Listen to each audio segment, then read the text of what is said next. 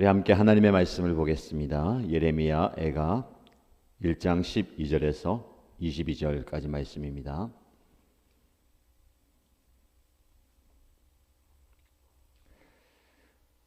오늘 저와 여러분이 함께 묵상할 말씀은 예레미야 애가 1장 12절에서 22절입니다. 함께 읽겠습니다. 길 가는 모든 나그네들이여, 이 일이 그대들과는 관계가 없는가?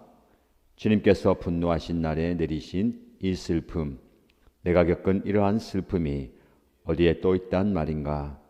주님께서 저 높은 곳에서 불을 보내셔서 내 뼛속 깊이 들어가게 하시고 내 발 앞에 덫을 놓아서 걸려 넘어지게 하셨으며 나를 폐인으로 만드셔서 온종일 힘이 없게 하셨다. 주님께서 내가 지은 죄를 묻고 얽어서 멍에를 만드시고 그것을 내 목에 얹어서 힘을 쓸 수 없게 하셨다. 주님께서 나를 내가 당할 수 없는 사람의 손에 넘기셨다. 주님께서 내 청년들을 무찌르시려고 내게서 용사들을 모두 몰아내시고 나를 칠 군대를 일으키셨다. 주님께서 처녀 유다를 술틀에 넣고 짓밟으셨다. 이 일로 내가 우니 눈에서 눈물이 물처럼 흐른다. 내가 생기를 되돌려 주고 위로하여 줄 이가 가까이에 없다. 원수들이 우리를 이기니 나의 아들 딸들이 처량하게 되었다. 시온이 손을 들어 빌었으나 그를 위로하는 사람 아무도 없구나. 주님께서 사방에 있는 적들을 시켜서 야곱을 치게 하셨으니 사람들은 예루살렘을 더러운 성으로 여기는구나. 주님께서 하신 일은 옳으나 나는 주님의 말씀을 거역하였다. 모든 백성아 들어라. 이 고통을 보아라. 처녀 총각들이 사로잡혀서 끌려갔다. 내가 애인들을 불렀으나 그들은 나를 배신하였고 제사장들과 장로들은 목숨을 잃으려고 먹을 것을 찾다가 성 안에서 기절하였다. 주님, 나의 절망을 살펴주십시오. 애간장이 다 녹습니다. 내가 주님을 얼마나 자주 거역하였던가를 생각하면 심장이 터질 것 같이 아픕니다. 거리에는 칼의 사륙이 있고 집안에는 사망이 있습니다. 사람들은 나의 신음을 듣지만 아무도 나를 위로하지 않습니다. 내 모든 원수들이 내가 재앙을 받는다는 소식을 듣고 이것이 바로 주님께서 하신 일임을 알고서 즐거워합니다. 주님께서 선포하신 그날이 이르게 해주셔서 그들이 나와 같은 꼴이 되게 해 주십시오. 그들의 모든 사악함이 주님 앞에 드러나게 해주시고 그들을 엄하게 다스려 주십시오. 주님께서 내 모든 죄를 다스리신 것처럼 그들의 죄도 다스려 주십시오. 끝없는 이 한숨 소리 심장이 다 멎을 듯 합니다. 아멘. 오늘도 우리에게 주시는 하나님의 말씀의 은혜가 우리의 삶 깊은 곳까지 전달되고 그 말씀을 통해서 위로와 힘을 얻기를 주님의 이름으로 축복합니다. 예레미야 애가 1장의 뒷부분인데요. 여전히 예레미야는 슬픔과 고통과 탄식의 노래를 부르고 있습니다. 여러분, 예레미야의 고통과 탄식이 너무 깊어요. 절실하기 때문에 오늘 12절 말씀에 보면 길을 가는 이방 나그네들을 향해서 일일이 우리의 고통, 아픔, 슬픔을 당하는 이 일이 그대들과는 관계가 없는가라고 물어봅니다. 길 가는 나그네를 붙들고 슬픔과 고통을 하소연할 만큼 그 아픔이 너무 깊다라는 겁니다. 참을 수 없는 고통. 오늘 본문의 말씀에 이 일로 내가 우니 눈에서 눈물이 물처럼 흐른다. 주체할 수 없는 눈물이 흘러내린다라는 겁니다. 이 고통을 보아라. 너무나 아프고 고통스럽다라는 것을 표현합니다. 나의 절망을 살펴주시고 애간장이 다 녹고 심장이 터질 것 같은 아픔이 있다라는 겁니다.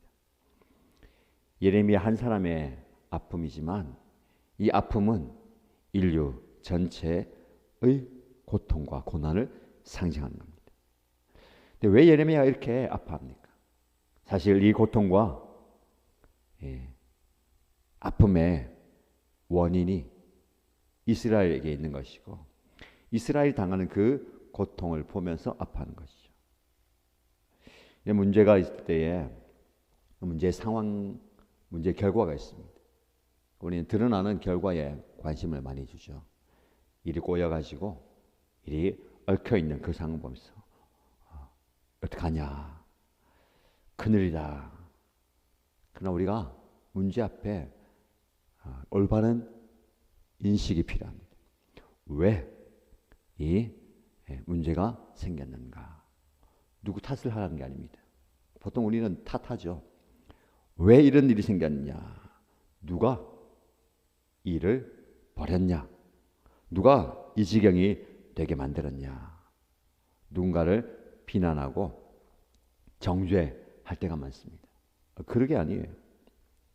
왜 이들이 이런 고난의 상황 가운데 슬픔의 단식을 쏟아내야 됩니까? 문제의 원인은, 고난의 이유는 바로 죄에 있습니다. 그들의 죄로 인하여서 이 결과가 나온 거죠. 그렇다면 이 공동체의 슬픔을 나의 슬픔으로 표현하는 예레미야의 마음을 우리가 본받아야 되겠습니다. 나의 죄, 너의 죄, 우리의 죄를 구분하는 게 아니고 나는 나, 너는 너가 아니라 우리라는 공동체가 있어요. 이 공동체의 특별함이 여기에 있습니다. 우리는 이 공동체 의식이 약해져 가는 시대를 살아가고 있습니다. 너는 너, 나는 나. 너가 어떻게 되든 나는 살아야 되겠다. 나부터 살고 보자라는 겁니다. 우리라는 공동체는 그게 아니에요. 한 몸, 한 운명 공동체예요. 너가 죽으면 나도 죽는 겁니다. 그래서 오늘 본문의 말씀에 예레미야는 공동체의 고통과 아픔, 더 나아가서 그들의 죄를 나의 죄로 여기고 고백하는 겁니다. 오늘 본문의 말씀 보세요. 내가 겪은 이러한 슬픔이라고 표현합니다. 내 뼛속 깊이 불이 들어오고 내 발 앞에 덫을 놓아서 걸려 넘어진다. 나를 폐인으로 만들고 멍에를 내 목에 메고 내가 쓰러진다라는 겁니다. 사실은 예레미야는 그들과는 다른 삶을 살지 않습니까? 하나님의 사람으로서 하나님의 음성을 듣고 죄를 책망하고 돌이키를 원하는 구별된 사람인데 이스라엘 그들의 죄를 나의 죄로 여기는 겁니다. 우리에게 이런 인식이 있어야 됩니다. 나와 너를 구별하지 않고 너의 죄가 나의 죄이고 이 공동체의 아픔이 나의 아픔이라는 것. 우리라는 의식이 필요합니다. 나누지 말고요. 구별하지 말고 함께 하나님의 은혜를 구해야 됩니다. 어떻습니까? 우리에게 적용한다면 공동체를 가슴에 품어야 되는 거예요.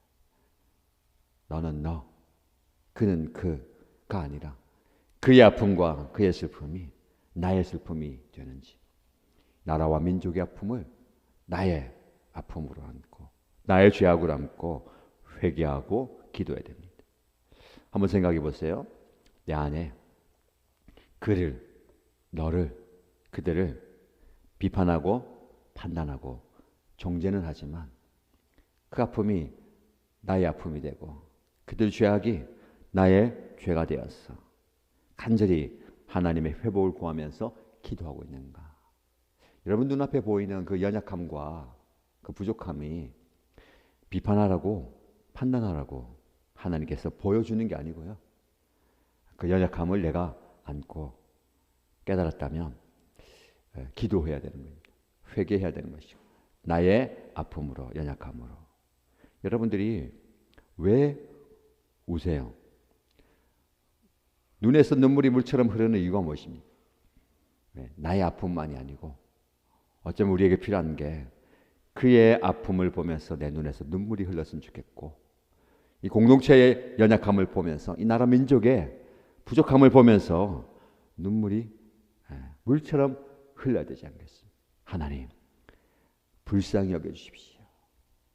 하나님, 그들의 연약함이 나의 연약함이고 이들의 죄가 나의 죄입니다. 오늘 하나님께서 여러분에게 깊은 울림의 말씀을 주시는 것 같습니다. 그대들과는 관계가 없는가? 이 일이, 이 상황이 너와는 상관이 없냐? 우리 생각합니다. 거기 나와 무슨 상관입니까? 그 사람의 일이고 그들의 문제고 저들의 아픔이고 슬픔이고 이야기이지 그게 나와 무슨 상관입니까? 제가 말씀드렸죠. 알게 하시고 보게 하시고 듣게 하시면 여러분의 문제가 되는 겁니다. 나의 문제가 되는 거예요. 우리의 문제가 되고 우리의 기도 제목이 되겠습니다.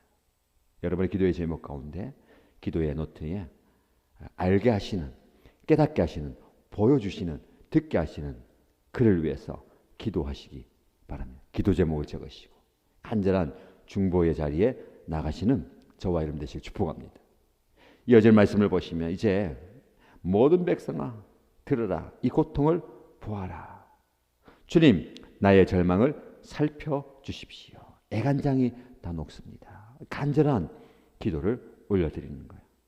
그들의 아픔이 나의 아픔이 되고 그들의 문제가 나의 문제가 되어서 하나님 앞에 간절히 기도하는 겁니다. 중요한 것은 고난의 때에, 심판의 때에 하나님의 얼굴을 구해야 됩니다. 여러분, 하나님의 얼굴을 구한다는 거, 깊은 절망의 상황 가운데 하나님은 우리를 결코 외면하지 않으시고 우리를 향하여 주의 얼굴빛을 우리에게 비추실 줄로 믿습니다. 그럴 때 우리에게 은혜가 임하는 것이죠. 오늘 본문의 말씀에 사람들은 나의 신음을 듣지만 아무도 나를 위로하지 않습니다. 시온이 소를 들어 빌었으나 그를 위로하는 사람 아무도 없구나. 내게 생기를 되돌려주고 위로할 줄 이가 가까이에 없다. 이 사람은 극한 고통에 있는 한 사람을 진정으로 위로할 수가 없습니다. 진정한 위로는 하나님께로부터 온다고 말씀을 드렸죠. 그러나 우리가 위로를 구해야 됩니다. 하나님께로부터 오는 위로를 좀 묵상하시기 바랍니다. 그 위로가 어떤 위로일까? 문제는 그대로이고 상황은 그대로이고 형편은 힘들지만 하나님이 주시는 위로가 어떤 위로일까? 오늘 하나님께서 주시는 위로를 경험하시기 바랍니다. 그런데 그렇게 되려면 철저하게 고독의 자리로 나와야 됩니다. 어쩌면 우리는 깊은 고독의 자리를 거부하는지도 모르겠습니다.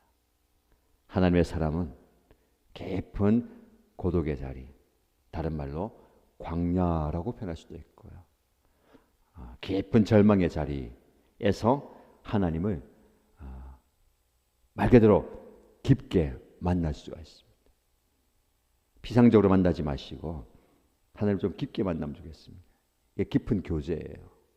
교제와 사귐에도 단계가 있고 층이 있잖아요. 여러분과 저와도 관계를 맺는데 좀 깊은 관계, 서로를 많이 알고 서로를 깊이 알아가는 관계. 목장에서도요, 깊은 관계로 나가야 됩니다. 어떻게 깊은 관계가 맺어질 수 있을까요? 마음을 나눌 때이죠. 우리는 그 사람이 나와 어떤 관계를 맺느냐에 따라서 우리의 마음을 나누는 단계가 달라집니다. 이 사람은 이 정도만 나누면 돼. 이 사람은 나의 마음 깊은 곳까지 나눌 수 있어. 이게 그 사람과의 친밀한 관계를 말하는 거예요. 저와 여러분들이 마음의 깊은 이야기를 나눌 수 있는, 속내를 드러낼 수 있는 관계 되면 좋겠고요. 여러분이 그런 관계 되면 좋겠습니다. 사실 더 나아가서 하나님과 그런 관계가 되어야 되는 거예요. 어떤 분들은 기도를 해도 간구를 해도 피상적인 이야기만 하는 게 많아요. 쉽게 말하면 부부간의 대화가 깊어지기 어렵잖아요. 그런 얘기 하더라고요. 목사님, 깊이 얘기하면 싸웁니다. 그래서 일반적인 일상적인 대화만 이야기하는 거예요. 하나님께도 마찬가지예요. 내 상황만 이제 하나님 너무 상황이 어려워요. 가족들 관계와 직장과 사업과 문제만 얘기하고 하는 겁니다. 뭘 얘기해야 됩니까? 오늘 예레미야처럼 내 마음의 깊은 곳까지 드러내는 거예요. 내가 절망 속에서 너무너무 힘이 듭니다. 애간장이 더 높고 괴롭고 힘듭니다. 마음을 토로하는 거예요. 사실 오늘날 우리 관계 속에서 이런 마음을 토로할 대상이 없기 때문에 외롭고 고독하잖아요. 하나님은 외롭고 고독한 자리에 만드신 이유가 뭘까요? 하나님과 그 깊은 관계를 나누신, 하나님은 다 쏟아내 주시는데 우리는 적당하게 쏟아내는 게 아니라 필요한 것만 골라 취하는 것 같아요. 하나님과 깊은 관계를 맺어가면 좋겠습니다. 여러분 어떤 상황에 있습니까? 그 상황이 관계를 멈추는, 관계를 이어가지 못하게 만든 상황이 되지 않기 원하고요. 그 상황이 하나님과 깊은 관계로 나아가는 계기가 되고 기회가 되기를 원하고, 또 그 상황 속에서 저와 여러분들 서로가 깊은 마음을 나눌 수 있는 관계 속에서 서로를 진짜 위로하고 격려하는 관계, 그들을 진짜 위로하고 격려하고 세우는 공동체 되면 좋겠습니다. 이 공동체 안에서 참 위로를 받으시고요. 오늘 하나님께서 주시는 소망을 발견하시고 기쁨으로 살아가는, 그리고 은혜를 나누는 저와 여러분 되시기를 주님의 이름 축복합니다.